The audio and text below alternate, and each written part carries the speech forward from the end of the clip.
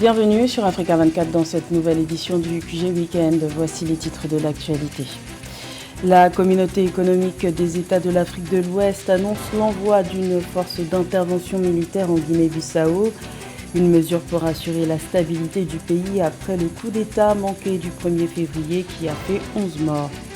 Ouverture de la 35e session ordinaire des chefs d'État et de gouvernement de l'Union africaine ce samedi 5 février. Un important dispositif sanitaire a été mis en place pour que ce sommet puisse se tenir en présentiel dans la capitale éthiopienne Addis Abeba. Et la sécheresse gagne du terrain en Éthiopie en entraînant une pénurie chronique d'aliments et d'eau, une situation qui favorise les déplacements de population et qui pourrait amener plus de 6 millions de personnes à avoir besoin d'une aide humanitaire d'urgence d'ici la fin du premier trimestre 2022. Mais tout d'abord, en Centrafrique, des affrontements entre des miliciens anti-Balaka et des rebelles du groupe armé Union pour la paix en Centrafrique, dans la Ouaka, ont fait une dizaine de morts le 2 février. Selon les autorités locales, d'après les premiers éléments de l'enquête, les miliciens anti-Balaka étaient lourdement armés. Ils auraient attaqué le village de Komayo et incendié plusieurs habitations. Après le putsch manqué du 1er février en Guinée-Bissau, la CEDEAO prend des mesures de sécurité. La communauté économique des États de l'Afrique de l'Ouest a annoncé le 3 février l'envoi d'une force de stabilisation dans le pays, un dispositif qui avait déjà été mis en place en 2012 et qui était loin de faire l'unanimité. Plus de détails avec Philomène Tine. La force d'intervention militaire de la communauté économique des États de l'Afrique de l'Ouest, CEDEAO, est annoncée en Guinée-Bissau. Le bloc régional décide ainsi d'apporter un soutien militaire pour la stabilisation du pays, victime d'une tentative de coup d'État contre le président Umaro Sissoco Embalo le 1er février 2022.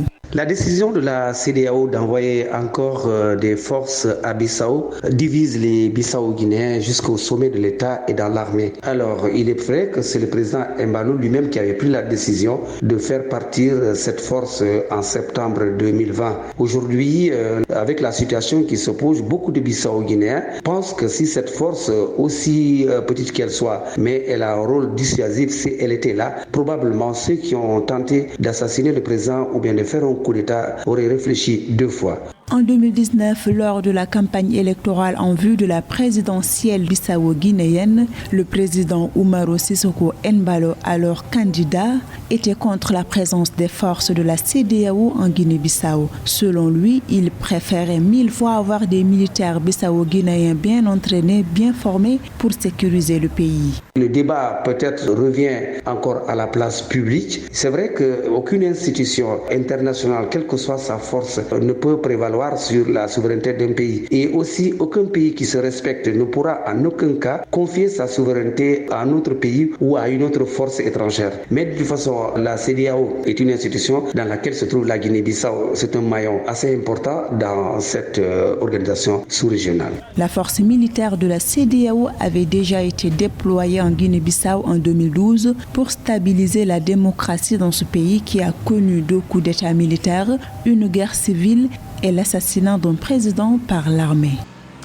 La 35e session ordinaire des chefs d'État et de gouvernement de l'Union africaine s'ouvre ce samedi 5 février à Addis Abeba, en Éthiopie.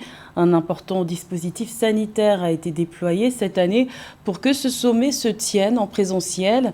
Un centre de test Covid a été mis en place dans la capitale éthiopienne pour assurer la sécurité des participants. C'est ce que nous explique le docteur Diop Mohamed Yahya au micro de notre envoyé spécial à Addis Abeba, Elise Flores Kening Beni. Bonjour et bienvenue ici à Addis Abeba en Éthiopie. Nous sommes ici au centre de testing de l'Union africaine où se tient le 35e sommet des chefs d'État et du gouvernement du 5 au 6 février 2022.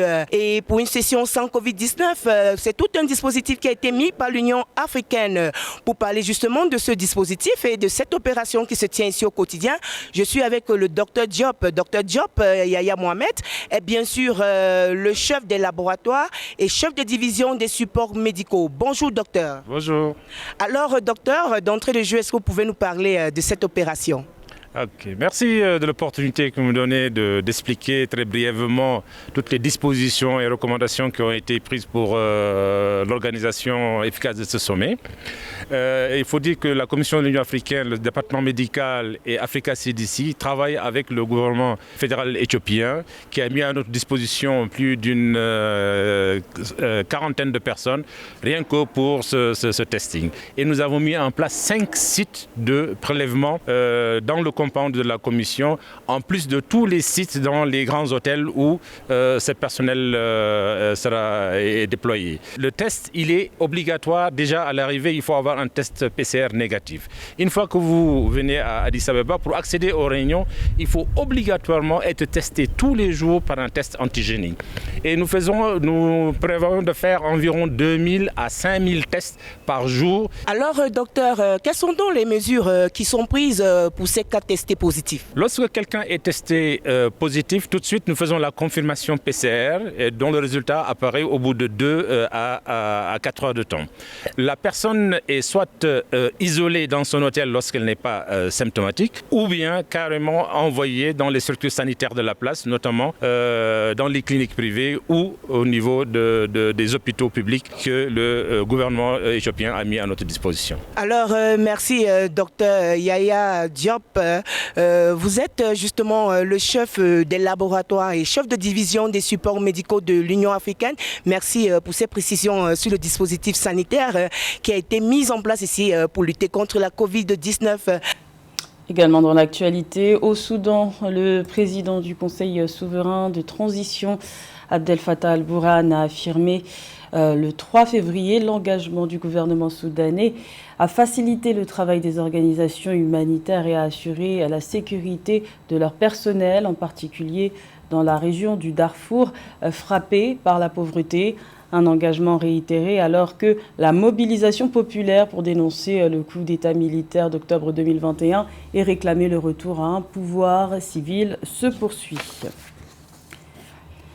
L'exportation de produits agricoles se porte bien au Rwanda. Pour le deuxième trimestre de l'exercice 2021-2022, le pays des 1000 collines a connu une augmentation de ses revenus provenant de l'exportation de l'ordre de 39%, selon un rapport du Conseil national de développement des exportations agricoles publié le 1er février. Les autorités se montrent optimistes pour l'année en cours. Les précisions de Marie-Raphaël Antolo. Pour le deuxième trimestre de l'exercice 2021-2022, le Rwanda a réalisé un total de 158 538 598 $ de revenus provenant de l'exportation de produits agricoles. Cette étude a été publiée le 1er février 2022 par le Conseil national de développement des exportations agricoles. C'est un phénomène qui n'est pas lié au contexte actuel, mais c'est un phénomène ancien. Vous voyez bien qu'entre 2020 et 2021, c'est près de 445 millions de dollars, n'est-ce pas, des exportations réalisées. C'est un secteur prioritaire dans la stratégie nationale de développement du Rwanda depuis des années aujourd'hui. Après des baisses de 2 années, voilà, consécutives qu'on a rencontrées entre 2018-2019 et 2019-2020. Selon le rapport du Conseil national de développement des exportations agricoles, les revenus d'exportation des produits de base traditionnels tels que le café, le thé et le pyrètre ont augmenté de 36%. Ils ont par ailleurs atteint 63 millions de dollars contre 46 millions de dollars au cours de l'exercice 2020-2021. Il faut bien qu'on mette la formation au cœur du développement de la production agricole. Il y a les questions de financement. La question de financement n'est pas seulement une spécificité rwandaise ou une spécificité camerounaise, c'est une spécificité de tous les pays en Afrique aujourd'hui. La question du financement agricole, la question du développement du progrès technique dans l'agriculture rwandaise, la question d'utilisation du capital humain, la question de l'utilisation, la disponibilité des engrais, la disponibilité des intrants pour la production agricole.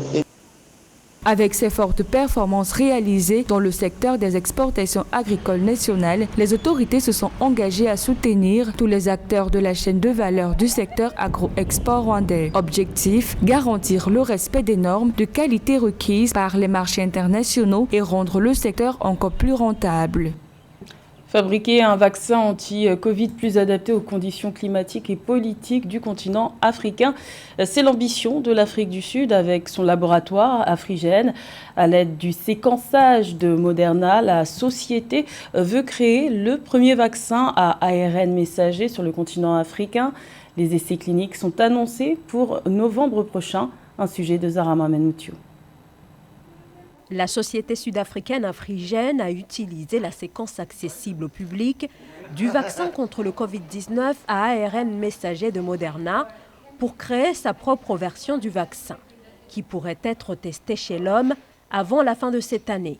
Si les tests aboutissent, il s'agirait alors du premier vaccin à ARN messager conçu, développé et produit par un laboratoire du continent africain.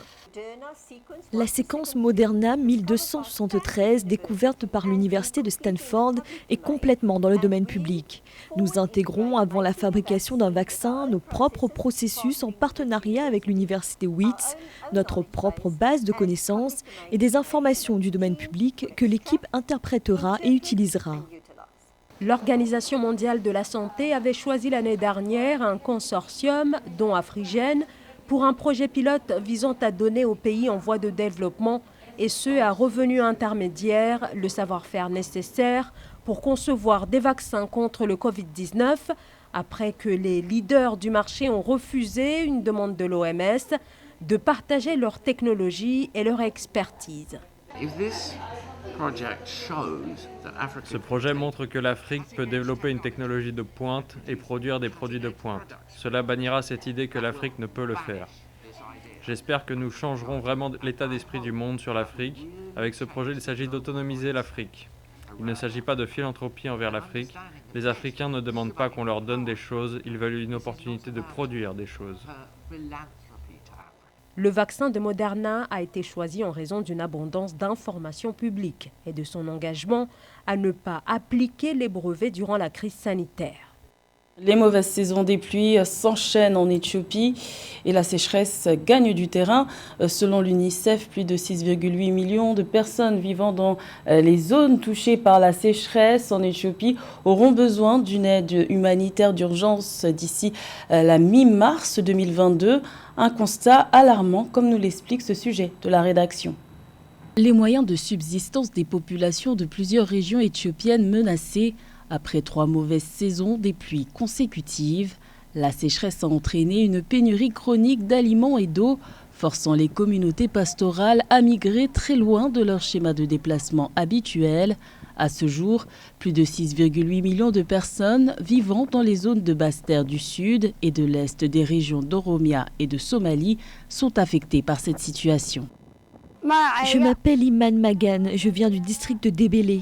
J'ai quitté Guéliléel tôt ce matin. Il y a une grave sécheresse là-bas. Je suis venue chercher un médicament pour mon enfant. Il a été examiné et diagnostiqué souffrant de malnutrition. Il a reçu des médicaments et des repas nutritifs. J'ai été accueillie avec beaucoup d'attention. Le manque important d'eau potable exacerbe la malnutrition dans ces régions où environ 225 000 enfants souffrent de ce fléau selon l'UNICEF. Une situation qui risque de se détériorer en 2022 car d'après les prévisions de l'agence onusienne, 850 000 enfants seront en situation de malnutrition sévère dans ces régions cette année en raison des conflits, de la sécheresse et de la récession économique. L'UNICEF soutient, en coordination avec le Bureau régional de la santé, le déploiement des cliniques mobiles dans le cadre de la prévention, du dépistage précoce et du traitement des enfants souffrant de malnutrition aiguë. Cela fait partie de la stratégie que nous développons pour minimiser les décès chez les enfants et cela fait intégralement partie du programme de sauvetage avec l'assainissement, la promotion, le traitement de la malnutrition aiguë et le traitement des maladies courantes, y compris les vaccinations. Un appel de fonds humanitaires de plus de 30 millions de dollars a été lancé par l'UNICEF en réponse à la sécheresse qui sévit actuellement en Éthiopie. Ce financement ciblera plus de 2 millions de personnes vulnérables dans les régions où l'insécurité alimentaire se mêle au conflit armé qui persiste depuis 15 mois. C'était le journal de la rédaction. Merci de l'avoir suivi. L'information continue sur Africa 24.